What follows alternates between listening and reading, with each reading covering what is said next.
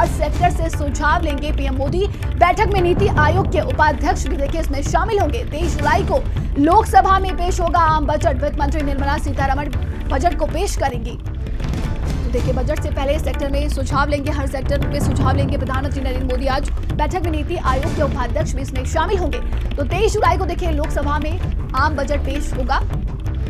और वहीं वित्त मंत्री निर्मला सीतारमण आम बजट को पेश करेंगी। इससे पहले प्रधानमंत्री नरेंद्र मोदी आज अर्थशास्त्रियों के साथ बैठक करने वाले हैं।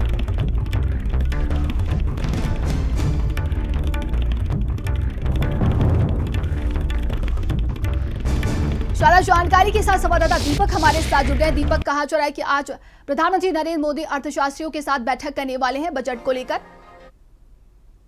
बता दें आपको कि जब 22 जुलाई से बजट सत्र की शुरुआत होती है तो 23 जुलाई को निर्मला सीतारमण सदन के अंदर बजट पेश करेगी, जिसको लेकर के आज प्रधानमंत्री नरेंद्र मोदी एक आज अहम बैठक करने वाले हैं, जिसमें वो तमाम अर्थशास्त्रियों से हर एक मुद्दे पे वो चर्चा करेंगे, सभी विभागों पे चर्चा करेंगे। वहीं नीति आयोग के जो उपाध्यक्ष है वो भी इस बैठक में शामिल होंगे और इस बैठक में शामिल के दौरान उन तमाम बातों पे ध्यान दिया जाएगा और तमाम उन मुद्दे पे चर्चा की जाएगी जिसको लेकर के देश कैसे आगे बढ़ेगा। क्योंकि बजट सेशन सबसे अहम सेशन माना जाता है, क्योंकि इस दौरान देश का बजट पेश किया जाता है। जो 23 जुलाई को जो हमारी वित्त मंत्री है निर्मला सीतारमण वो बजट पेश करेंगी और देखना ये होगा कि आज इस बैठक के दौरान जब प्रधानमंत्री नरेंद्र मोदी तमाम अर्थशास्त्रियों से बात करते हैं, तमाम अर्थशास्त्रियों से राय विचार करते हैं बजट को लेकर के, क्या किस तरह का बजट होना चाहिए, किस चीज पे कितना बजट पेश करना चाहिए, और सबसे जो अहम हो जाता है खास करके शिक्षा की बात करें, स्वास्थ्य की बात करें और जॉब की बात करें, तो ये तीन चीजों जो है वो काफी अहम हो जाती है, जिसको लेकर के आज अहम बैठक बुलाई गई है, जिसमें नीति आयोग के उपाध्यक्ष को भी बुलाया गया है, वो भी इस बैठक में शामिल होंगे। और प्रधानमंत्री नरेंद्र मोदी फिलहाल अभी ऑस्ट्रेलिया के दौरे पे थे और आज सुबह ही वो दिल्ली पहुंचे हैं और दिल्ली पहुंचते ही उन्होंने एक अहम बैठक बुलाई है बजट को लेकर के। अब देखना ये होगा कि नंदिनी, जब अब इस बैठक के दौरान जो तमाम मुद्दे को लेकर के चर्चा की जाएगी, जब नीति आयोग के उपाध्यक्ष शामिल होंगे, जब सभी अर्थशास्त्री इस बैठक में शामिल होते हैं, सब अपना राय विचार देंगे और 23 जून को जब सदन के अंदर बजट पेश किया जाएगा, बजट रखा जाएगा, किस विभाग को कितना बजट दिया जाएगा, किस विभाग को कितना पैसे दिए जाएंगे, ये तमाम जो विभाग है वो काफी अहम रह जाते हैं। क्योंकि देखा जाए तो देश में तमाम ऐसे मुद्दे हैं जिसको लेकर के विपक्ष लगातार केंद्र सरकार पे हमलावर है, चाहे हम बात कर ले महंगाई की बात कर ले या फिर बेरोजगारी की बात कर ले या फिर हम डेवलपमेंट की बात करें, तमाम ऐसे मुद्दे हैं जिसको लेकर के जो विपक्ष है वो लगातार हमलावर है केंद्र सरकार पे। और इस बार यदि हम बात करें सदन के अंदर विपक्ष और भी मजबूत है और मजबूती के साथ अपना आवाज वहां पे रख रहा है और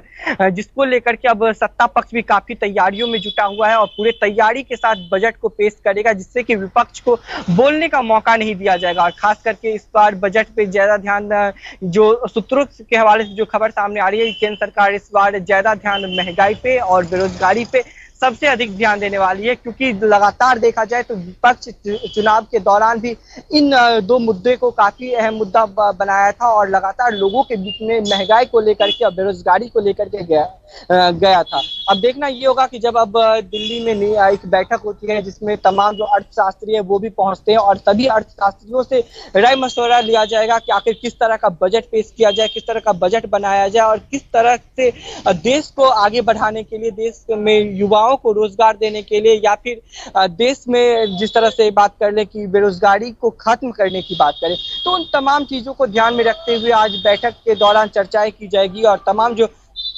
बड़े बड़े अर्थशास्त्री है वो अपना मुद्दा रखेंगे, वो अपना सलाह मशवरा देंगे, जिसको लेकर के प्रधानमंत्री वहां पे रहेंगे और तमाम उन बातों को ध्यान में रखते हुए तमाम उन अर्थशास्त्रियों से राय विचार करने के बाद बजट बनाया जाएगा और 23 जुलाई को सदन के अंदर बजट पेश किया जाएगा। 23 जुलाई का दिन बेहद अहम हो जाता है पूरे देश के लिए और पूरे खास करके युवा वर्ग के लिए, क्योंकि वो दिन है जब देश का बजट पेश किया जाएगा और उस बजट में किसको कितना बजट दिया जाता है, किस विभाग को कितना पैसे दिए जाते हैं डेवलपमेंट के नाम पे, तो ये भी काफी अहम हो जाता है। और सबसे अहम ये भी रह जाता है कि जब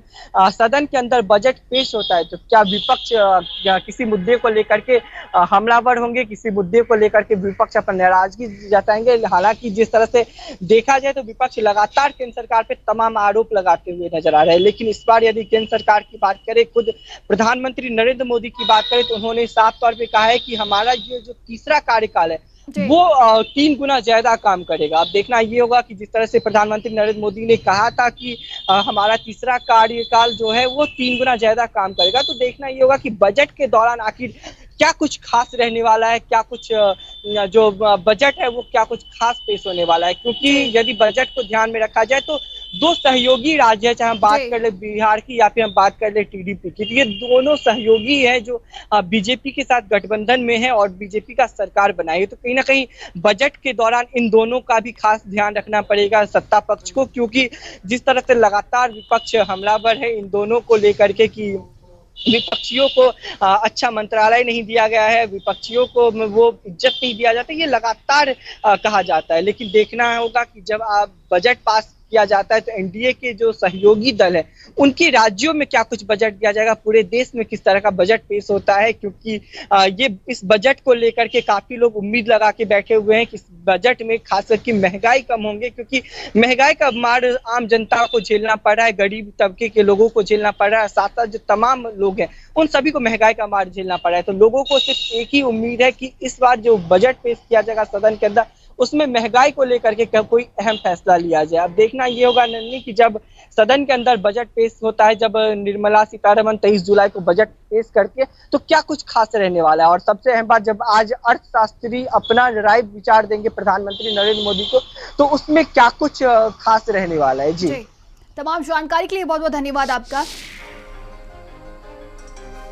और अब खबर लखनऊ से, जहां पर देखिए उन्नाव बस हादसे में 18 लोगों की मौत का ये पूरा मामला है। जिस बस से हादसा हुआ उसका 2 साल में 81 बार चालान कटा है। बता